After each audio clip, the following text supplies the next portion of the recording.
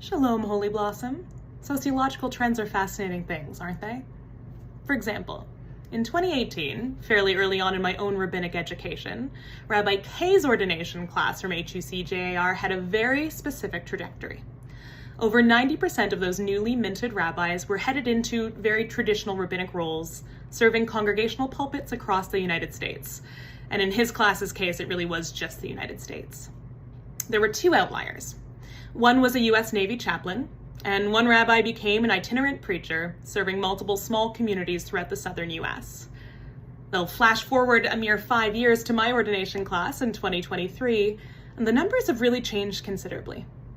Of our fairly large class, only 50% took traditional pulpit positions.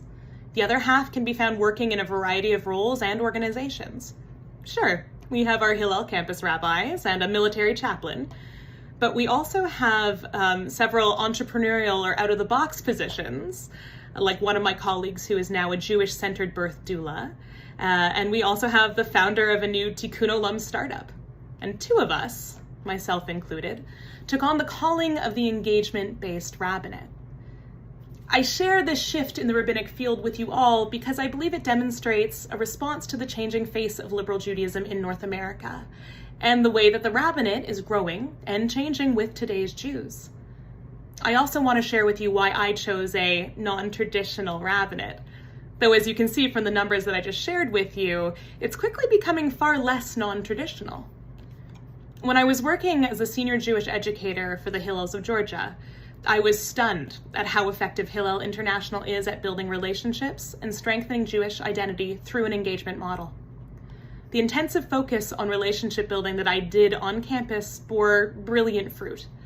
I saw firsthand that my students felt ownership over their community, were empowered to learn and to lead, and they built ties that went well beyond their 4 years on campus. I often wondered, why don't more synagogues use some of these lessons that we've learned here with the next generation of leaders? And as it turns out, I am not the only one asking that question. As our visionary thinker behind the whole engagement, bringing engagement work to the synagogue world, Dr. Ron Wolfson writes, "What really matters is that we care about the people we seek to engage.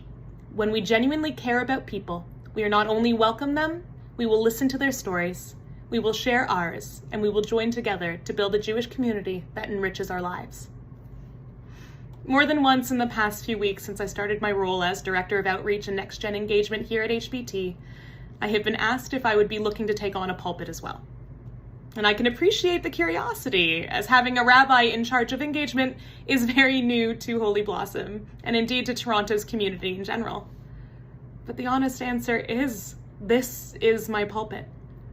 While I may not be a regular presence on the bima with the other clergy here at Holy Blossom, the work I'm doing is sacred. It is rooted in Torah, and just like my colleagues, all about enriching the lives of you all, our congregants. So thank you so much for being my Kahila Kedosha, for being my sacred community. And I look forward to building another generation of engaged Jews at your side.